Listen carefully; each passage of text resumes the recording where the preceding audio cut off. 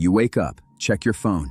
Within minutes, you're exposed to outrage. Someone is furious, someone is offended, someone is being canceled, someone is fighting, someone is warning you that everything is falling apart. And it doesn't stop.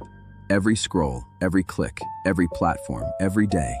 At some point, you have to ask, why does the internet feel so angry? Why does it seem like everyone is constantly fighting? Why do the most divisive voices always rise to the top? The answer isn't politics, it's not culture, it's not human nature alone. The answer is a machine, an invisible machine. A system of incentives that discovered something powerful. Anger keeps people engaged, and engagement makes money. The internet wasn't supposed to become this. The original promise was simple: more information, more connection, more opportunity.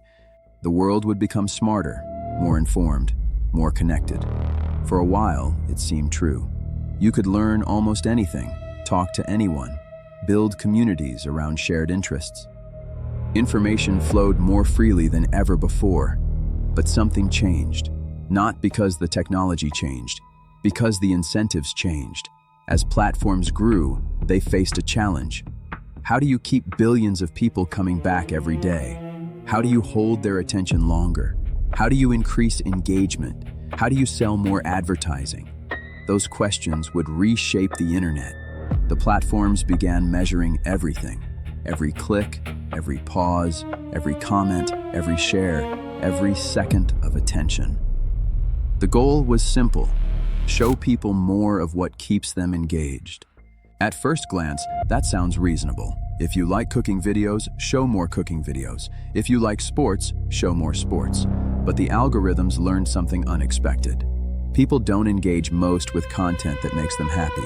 They engage most with content that makes them emotional.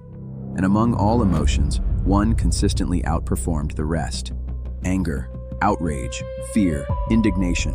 Those emotions generate clicks, comments, shares, arguments, debates, reaction videos, response videos, entire ecosystems of engagement.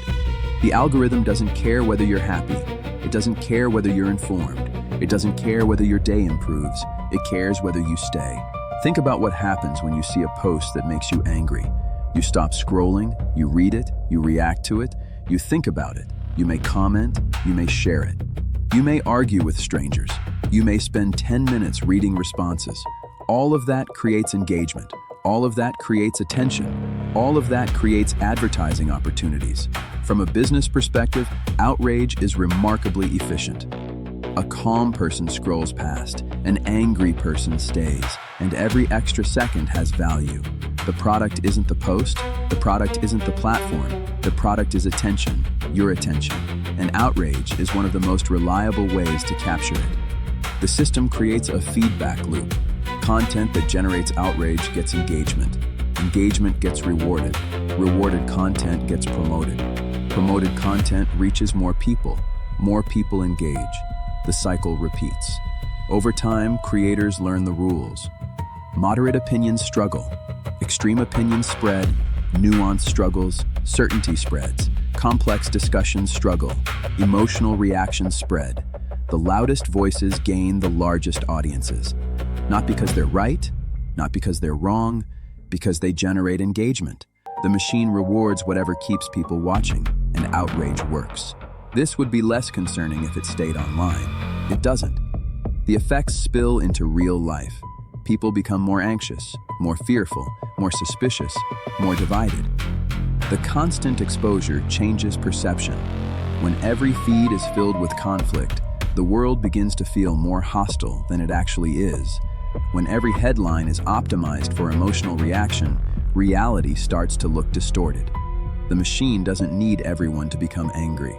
It only needs enough people angry enough to keep the cycle running. And increasingly, that's exactly what happens. This is the invisible machine. Algorithms, advertising, engagement metrics, data collection, attention markets. None of these parts are evil on their own. The problem emerges when they work together. The system rewards attention.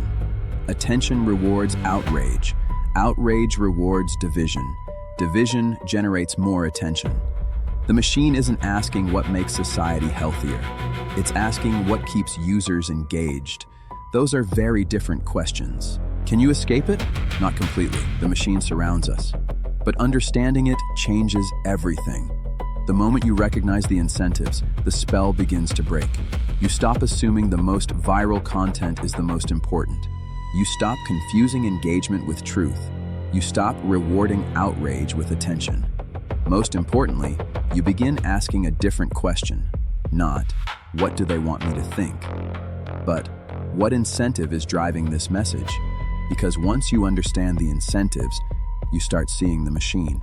And once you see it, you can't unsee it. Most people see arguments. Most people see headlines. Most people see viral posts. We look deeper. We look at the systems behind them, the incentives, the structures, the hidden forces shaping our world. Subscribe for more from the invisible machine. Because once you see it, you can't unsee it.